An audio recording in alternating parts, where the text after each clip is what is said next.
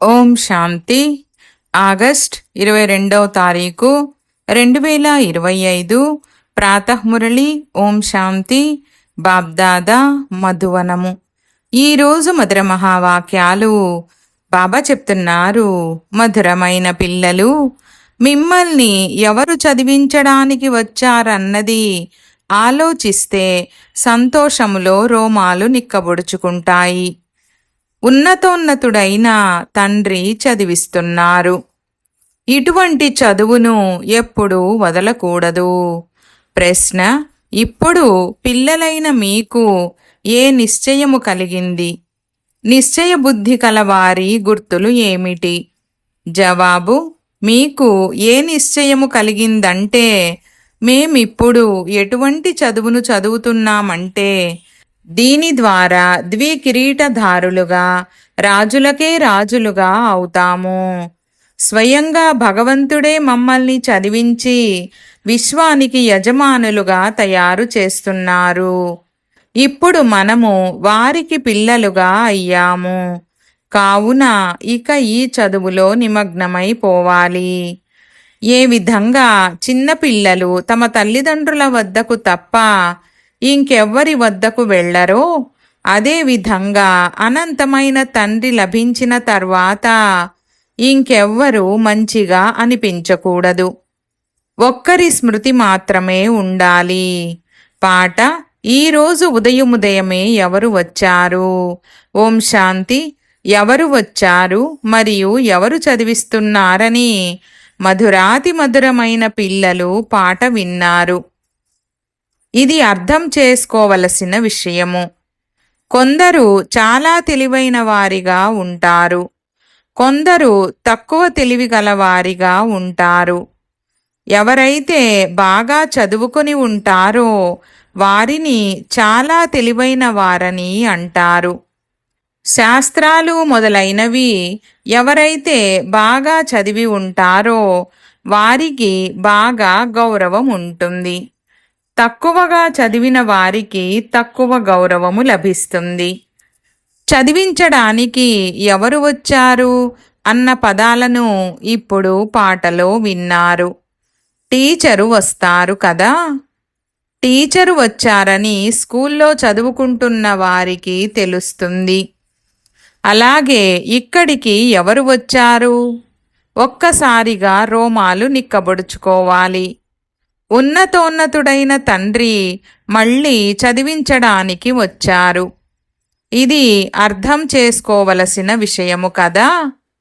దీనికి అదృష్టము కూడా ఉండాలి. అసలు చదివించేది ఎవరు? భగవంతుడు. వారు వచ్చి చదివిస్తున్నారు. ఎవరు ఎంత పెద్ద చదువును చదువుతున్నా సరే, ఒక్కసారిగా ఆ చదువును వదిలేసి వచ్చి భగవంతుడి ద్వారా చదువుకోవాలని వివేకము చెప్తుంది.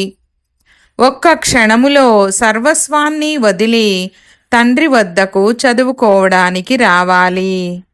ఇప్పుడు మీరు పురుషోత్తమ సంగమయుగ వాసులుగా అయ్యారని బాబా అర్థం చేయించారు. ఉత్తమోత్తమ పురుషులు ఈ లక్ష్మీనారాయణులు. వీరు ఏ విద్య ద్వారా ఇటువంటి పదవిని పొందారన్నది ప్రపంచములోని వారెవ్వరికీ తెలీదు. ఈ పదవిని పొందేందుకు మీరు చదువుతున్నారు. ఎవరు చదివిస్తున్నారు? భగవంతుడు. కావున మిగిలిన చదువులన్నింటినీ వదిలి ఈ చదువులో నిమగ్నమైపోవాలి. ఎందుకంటే తండ్రి రావడమే కల్పము తర్వాత వస్తారు. తండ్రి అంటారు, నేను ప్రతి 5000 సంవత్సరాల తర్వాత సన్ముఖముగా చదివించేందుకు వస్తాను. ఇది అద్భుతము కదా. ఈ పదవిని ప్రాప్తింపచేసేందుకు భగవంతుడు మమ్మల్ని చదివిస్తున్నారని అంటారు కూడా, అయినా చదవరు. అప్పుడు మరి తండ్రి వారిని వీరు తెలివైన వారు కారని అంటారు కదా. తండ్రి చెప్పే చదువుపై వారు పూర్తి ధ్యానము ఉంచరు. తండ్రిని మర్చిపోతారు. బాబా మేము మర్చిపోతున్నామని మీరు అంటారు. టీచర్ను కూడా మర్చిపోతారు. ఇవి మాయా తుఫానులు. కానీ చదువునైతే చదవాలి కదా. భగవంతుడు చదివిస్తున్నారంటే ఇక ఆ చదువులో పూర్తిగా నిమగ్నమైపోవాలి కదా అని వివేకము చెప్తుంది. చిన్నపిల్లలే చదువుకోవలసి ఉంటుంది. ఆత్మ అయితే అందరిలోనూ ఉంది. ఇకపోతే శరీరమే చిన్నగా పెద్దగా అవుతుంది. బాబా, నేను మీ చిన్న పిల్లవాడినని ఆత్మయే అంటుంది. అచ్చా, మరి నా వారిగా అయ్యారంటే ఇప్పుడిక చదువుకోండి. మీరు పాలు తాగే పిల్లలైతే కాదు కదా. చదువు ముఖ్యము. ఇందులో చాలా అటెన్షన్ పెట్టాలి. ఇక్కడ సుప్రీం టీచర్ వద్దకు విద్యార్థులు వస్తారు. చదివించేందుకు ఆ టీచర్లు కూడా నిమిత్తమై ఉన్నారు. అయినా కానీ సుప్రీం టీచర్ అయితే ఉన్నారు కదా. 7 రోజుల భట్టి కూడా ప్రసిద్ధమైనది. తండ్రి అంటారు, పవిత్రంగా ఉండండి మరియు నన్ను స్మృతి చేయండి. దైవీ గుణాలను ధారణ చేసినట్లయితే మీరు ఈ విధంగా తయారవుతారు. అనంతమైన తండ్రిని స్మృతి చేయవలసి ఉంటుంది. చిన్నపిల్లలను తమ తల్లిదండ్రులు తప్ప ఇంకెవరైనా ఎత్తుకుంటే వారి వద్దకు వెళ్ళరు. మీరు కూడా అనంతమైన తండ్రికి చెందిన వారిగా అయ్యాక ఇక ఇతరులెవ్వరినీ చూడడం కూడా మీకు ఇష్టమనిపించదు. అది ఎవరైనా సరే. మేము ఉన్నతోన్నతమైన తండ్రికి చెందిన వారిగా అయ్యామని మీకు తెలుసు. వారు మనల్ని ద్వికిరీటధారులుగా, రాజులకే రాజులుగా తయారు చేస్తారు. ప్రకాశ కిరీటము మన్మనాభవ మరియు రత్నజడిత కిరీటము మధ్యాజీభవ. మేము ఈ చదువు ద్వారా విశ్వానికి యజమానులుగా అవుతామని నిశ్చయము ఏర్పడుతుంది. 5000 సంవత్సరాల తర్వాత చరిత్ర రిపీట్ అవుతుంది కదా. మీకు రాజ్యము లభిస్తుంది. మిగిలిన ఆత్మలన్నీ శాంతిధామమైన తమ ఇంటికి వెళ్ళిపోతాయి. వాస్తవానికి ఆత్మలమైన మనము తండ్రితో పాటు మన ఇంట్లో ఉంటామని ఇప్పుడు పిల్లలైన మీకు తెలిసింది. తండ్రికి చెందిన వారిగా అవ్వడంతో ఇప్పుడు మీరు స్వర్గానికి యజమానులుగా అవుతారు. ఆ తర్వాత మళ్ళీ తండ్రిని మరచి అనాథలుగా అయిపోతారు. భారత్ ఈ సమయంలో అనాథగా ఉంది. తల్లిదండ్రులు లేని వారిని అనాథలని అంటారు. వారు ఎన్నో ఎదురు దెబ్బలను తింటూ ఉంటారు. మీకైతే ఇప్పుడు తండ్రి లభించారు. మీకు మొత్తం సృష్టి చక్రము గురించి తెలుసు. కావున సంతోషములో పులకరించిపోవాలి. మనము అనంతమైన తండ్రికి పిల్లలము. పరమపిత పరమాత్మ ప్రజాపిత బ్రహ్మ ద్వారా బ్రాహ్మణుల కొత్త సృష్టిని రచిస్తారు. ఇది చాలా సహజంగా అర్థం చేసుకోవలసిన విషయము. మీ చిత్రాలు కూడా ఉన్నాయి. విరాట రూప చిత్రాన్ని కూడా తయారు చేశారు. అందులో 84 జన్మల కథను చూపించారు. మనమే దేవతలుగా, మళ్ళీ క్షత్రియులుగా, వైశ్యులుగా, శూద్రులుగా అవుతాము. ఈ విషయము మనుషులెవ్వరికీ తెలీదు. ఎందుకంటే ఆ చిత్రములో బ్రాహ్మణులను మరియు బ్రాహ్మణులను చదివించే తండ్రి యొక్క నామరూపాలను మాయం చేసేశారు. ఇంగ్లీష్లో కూడా మీరు చాలా బాగా అర్థం చేయించవచ్చు. ఎవరికైతే ఇంగ్లీష్ తెలుసో వారు అనువాదము చేసి అర్థం చేయించాలి. ఫాదర్ నాలెడ్జిఫుల్.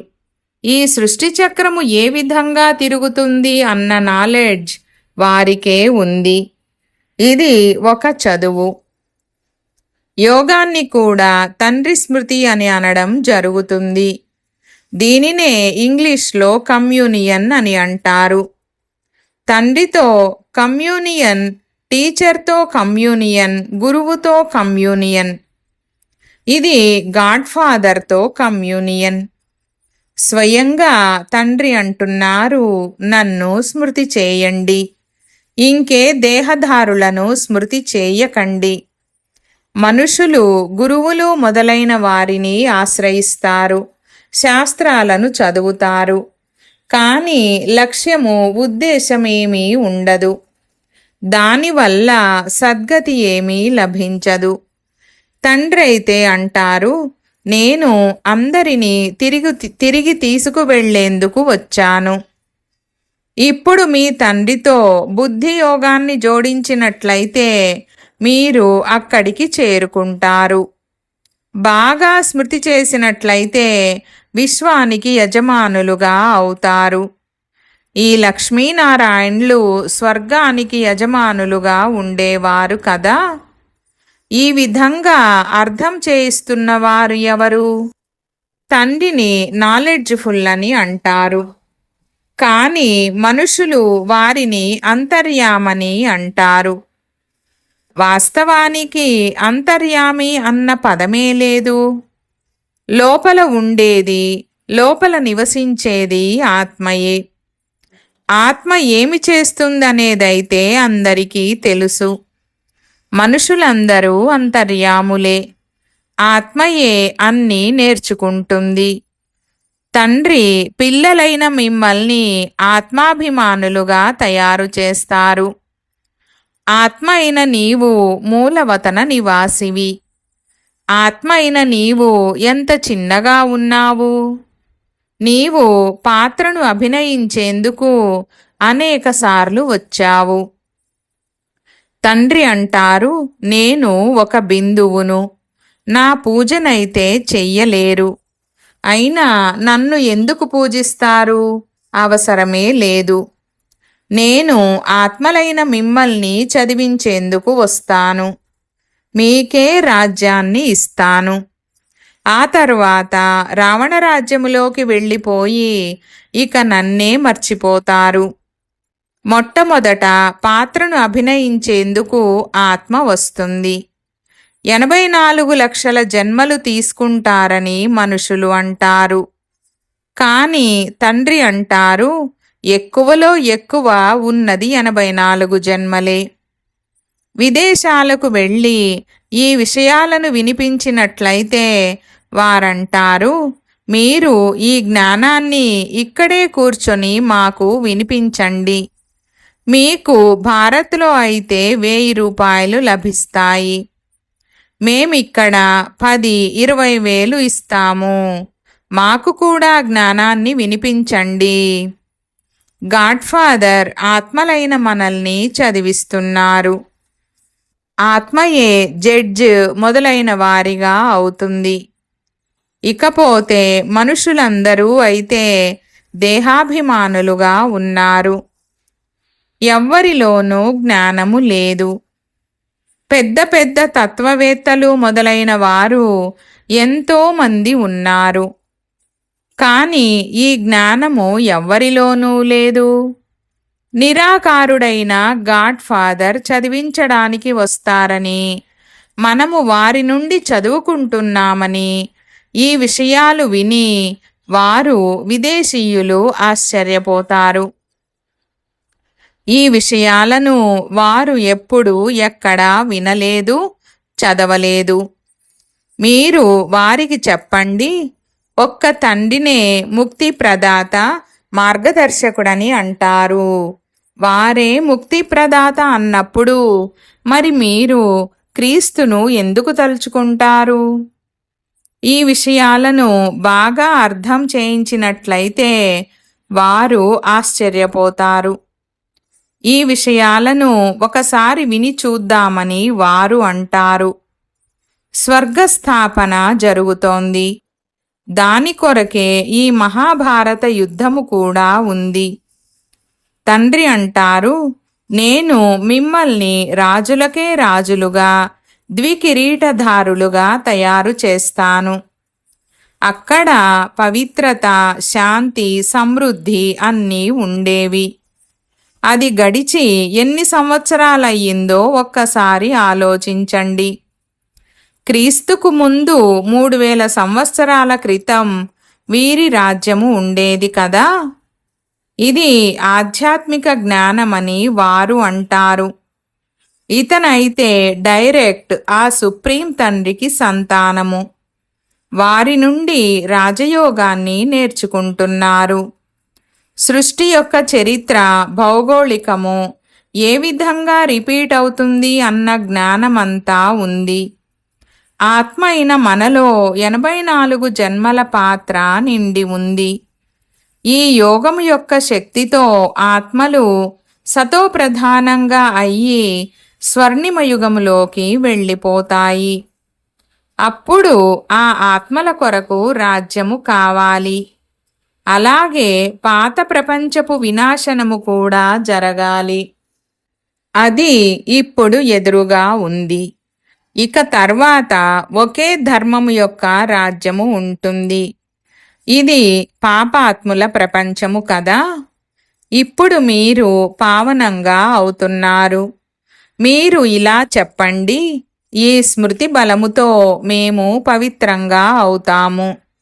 మిగిలిన వారందరి వినాశనము జరుగుతుంది. ప్రకృతి వైపరీత్యాలు కూడా రానున్నాయి. ఇది మేము రియలైజ్ అయ్యాము మరియు దివ్య దృష్టితో చూశాము. ఇదంతా అంతమవ్వనున్నది. తండ్రి దైవీ ప్రపంచాన్ని స్థాపన చేసేందుకు వచ్చారు. ఈ విషయాలు వింటే ఓహో, వీరైతే ఆ గాడ్ ఫాదర్ పిల్లలే అని అంటారు. ఈ యుద్ధము జరిగి తీరుతుందని, ప్రకృతి వైపరీత్యాలు సంభవిస్తాయని పిల్లలైనా మీకు తెలుసు. అప్పుడు పరిస్థితి ఎలా ఉంటుంది? ఈ పెద్ద పెద్ద భవనాలన్నీ కూలిపోవడం మొదలవుతాయి. ఈ బాంబులు మొదలైన వాటన్నింటినీ 5000 సంవత్సరాల క్రితం కూడా తమ వినాశనం కొరకే వారు తయారు చేశారని మీకు తెలుసు. ఇప్పుడు కూడా బాంబులు తయారుగా ఉన్నాయి. ఏ యోగబలము ద్వారానైతే మీరు విశ్వముపై విజయాన్ని పొందుతారో ఆ యోగబలము ఏమిటనేది ఇంకెవ్వరికీ తెలీదు. మీరు చెప్పండి, సైన్స్ మిమ్మల్ని వినాశనము చేస్తుంది. మాకు తండ్రితో యోగము ఉంది. కావున ఆ సైలెన్స్ బలముతో మేము విశ్వముపై విజయాన్ని పొంది సతోప్రధానంగా అయిపోతాము. తండ్రే పతిత పావనుడు. వారు తప్పకుండా పావన ప్రపంచాన్ని స్థాపన చేసే తీర్తారు. డ్రామానుసారంగా ఇది నిశ్చితమై ఉంది. వారు తయారు చేసిన బాంబులను దాచుకొని పెట్టుకోరు కదా. ఈ విధంగా అర్థం చేయించినట్లయితే ఇక్కడ ఎవరో అథారిటీ ఉన్నారు, వీరిలోకి స్వయంగా భగవంతుడే వచ్చి ప్రవేశించారని వారు భావిస్తారు. ఇది కూడా డ్రామాలో నిశ్చితమై ఉంది. ఇటువంటి విషయాలను వినిపిస్తూ ఉన్నట్లయితే వారు సంతోషిస్తారు. ఆత్మలో పాత్ర ఏ విధంగా ఉంది? ఇది కూడా అనాదిగా తయారు చేయబడిన డ్రామా. మళ్ళీ తన సమయానికి క్రీస్తు వచ్చి మీ ధర్మాన్ని స్థాపన చేస్తారు. ఈ విధంగా అథారిటీతో వినిపించినట్లయితే తండ్రి పిల్లలందరికీ కూర్చొని అర్థం చేయిస్తున్నారని వారు అర్థం చేసుకుంటారు. ఈ చదువులో పిల్లలు నిమగ్నమైపోవాలి. తండ్రి, టీచర్ మరియు గురువు ముగ్గురు ఒక్కరే. వారు ఏ విధంగా జ్ఞానాన్నిస్తారనేది కూడా మీరు అర్థం చేసుకుంటారు. వారు అందరినీ పవిత్రంగా తయారు చేసి తనతో పాటు తీసుకొని వెళ్తారు. దైవీ రాజ్యము ఉన్నప్పుడు పవిత్రంగా ఉండేవారు. దేవీ దేవతలుగా ఉండేవారు. ఈ విధంగా మాట్లాడటంలో చాలా చురుకుగా ఉండాలి. స్పీడ్ కూడా బాగుండాలి. మిగిలిన ఆత్మలన్నీ స్వీట్ హోమ్లో ఉంటాయని చెప్పండి. తండ్రే అక్కడికి తీసుకెళ్తారు. సర్వులకు సద్గతి దాత ఆ తండ్రి ఒక్కరే. వారి జన్మస్థలము భారత్. ఇది ఎంత గొప్ప తీర్థస్థలమయ్యింది. అందరూ తమోప్రధానంగా అవ్వవలసిందేనని మీకు తెలుసు. పునర్జన్మలు అందరూ తీసుకోవలసిందే. ఎవ్వరూ తిరిగి వెళ్ళలేరు. ఈ విధమైన విషయాలను అర్థం చేయించినట్లయితే వారు చాలా ఆశ్చర్యపోతారు. బాబా అంటారు, యుగళులు ఇద్దరూ జంటగా కలిసి ఉన్నట్లయితే చాలా బాగా అర్థం చేయించవచ్చు. భారత్లో మొదట పవిత్రత ఉండేది. ఆ తర్వాత అపవిత్రంగా ఎలా అవుతారో అది కూడా తెలియజేయవచ్చు. పూజ్యులే పూజారులుగా అయిపోతారు. అపవిత్రంగా అవ్వడంతో ఇక తమను తామే పూజించుకోవడం మొదలు పెడతారు. రాజుల ఇళ్లల్లో కూడా ఈ దేవతల చిత్రాలు ఉంటాయి. పవిత్రులైన ద్వికిరీటధారులైన దేవతలను అపవిత్రులైన కిరీటం లేని వారు పూజిస్తూ ఉంటారు. వారు పూజారులైన రాజులు. వారిని దేవీ దేవతలని అనరు. ఎందుకంటే వారు కూడా ఈ దేవతలను పూజిస్తూ ఉంటారు. తామే పూజ్యులుగా, తామే పూజారులుగా, పతితులుగా అవ్వడంతో రావణరాజ్యము ప్రారంభమవుతుంది. ఈ సమయంలో రావణరాజ్యము ఉంది.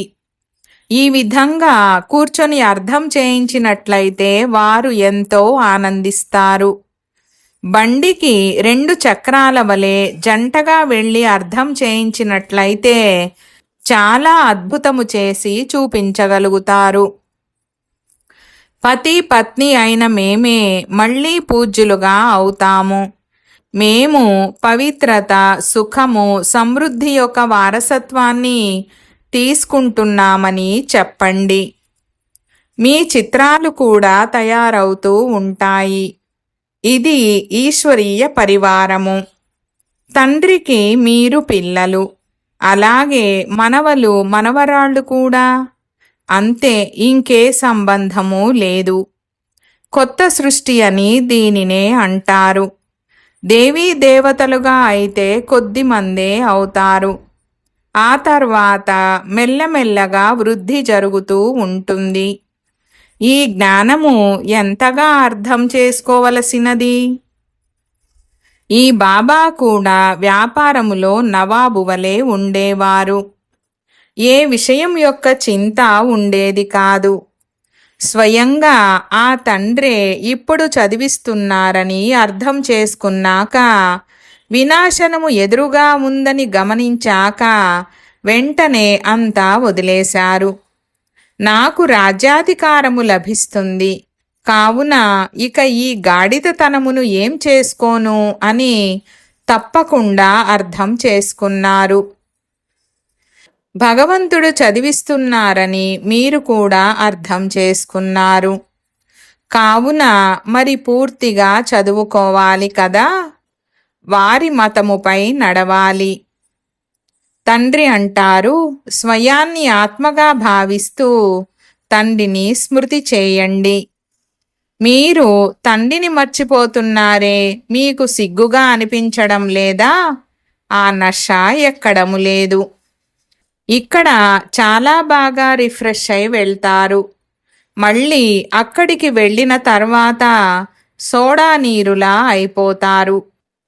ఇప్పుడు పిల్లలైన మీరు పల్లె పల్లెలోనూ సేవ చేసేందుకు పురుషార్థము చేస్తారు. తండ్రి అంటారు, ఆత్మలకు తండ్రి ఎవరు అన్న విషయాన్ని మొట్టమొదట తెలియజేయండి. భగవంతుడైతే నిరాకారుడే. వారే ఈ పతిత ప్రపంచాన్ని పావనంగా తయారు చేస్తారు. అచ్చా, मधुर मीठे मीठे सिकीलधे बच्चों प्रति माता पिता बाप दादा का याद प्यार और गुड मॉर्निंग। रूहानी बाप की रूहानी बच्चों को नमस्ते। हम रूहानी बच्चों की रूहानी बाप दादा को याद प्यार गुड मॉर्निंग और నమస్తే నమస్తే బాబా నమస్తే. ధారణ కొరకు ముఖ్య సారము. 1వ పాయింట్, స్వయంగా భగవంతుడే సుప్రీం టీచరుగా అయ్యి చదివిస్తున్నారు. అందుకే బాగా చదువుకోవాలి, వారి మతముపై నడవాలి. 2వ పాయింట్, తండ్రితో యోగాన్ని ఏ విధంగా జోడించాలంటే దాని ద్వారా సైలెన్స్ బలము జమ అవ్వాలి. సైలెన్స్ బలము ద్వారా విశ్వముపై విజయము పొందాలి. పతితుల నుండి పావనులుగా అవ్వాలి. వరదానము: సమయాన్ని మరియు సంకల్పాలను సేవలో అర్పణ చేసే విధాత వరదాత భవ. వివరణ: ఇప్పుడు స్వయానికి సంబంధించిన చిన్న చిన్న విషయాల వెనుక, తనువు వెనుక, మనసు వెనుక, సాధనాల వెనుక, సంబంధాలను నిర్వర్తించడం వెనుక సమయాన్ని మరియు సంకల్పాలను వినియోగించేందుకు బదులుగా వాటిని సేవలో అర్పణ చేయండి. ఈ సమర్పణ సమారోహాన్ని జరపండి. శ్వాస శ్వాసలోనూ సేవా లగ్నము ఉండాలి. సేవలో మగ్నమై ఉండండి. అలా సేవలో వినియోగించడము ద్వారా స్వ ఉన్నతి అనే కానుక స్వతహాగానే ప్రాప్తిస్తుంది. విశ్వ కళ్యాణములో స్వకళ్యాణము ఇమిడి ఉంది. అందుకే నిరంతర మహాదానులుగా, విధాతలుగా మరియు వరదాతలుగా అవ్వండి. స్లోగన్: మీ కోరికలను తగ్గించుకున్నట్లయితే సమస్యలు తగ్గిపోతాయి. ఈరోజు అవ్యక్త ప్రేరణ పాయింట్: సహజయోగులుగా అవ్వాలంటే పరమాత్మ ప్రేమ యొక్క అనుభవజ్ఞులుగా అవ్వండి. లౌకిక రీతిలో ఎవరైనా ఎవరి స్నేహంలోనైనా లౌలీనులై ఉన్నట్లయితే వారి ముఖము ద్వారా, నయనాల ద్వారా, మాటల ద్వారా వీరు లౌలీనులై ఉన్నారు, ప్రేమికులై ఉన్నారని తెలుస్తుంది. అలాగే ఏ సమయంలోనైతే స్టేజ్ పైకి వస్తారో అప్పుడు ఎంతగానైతే మీలో తండ్రి స్నేహం ఇమర్జై ఉంటుందో అంతగానే మీ స్నేహ బాణాలు ఇతరులను కూడా స్నేహముతో గాయపరుస్తాయి. ఓం శాంతి.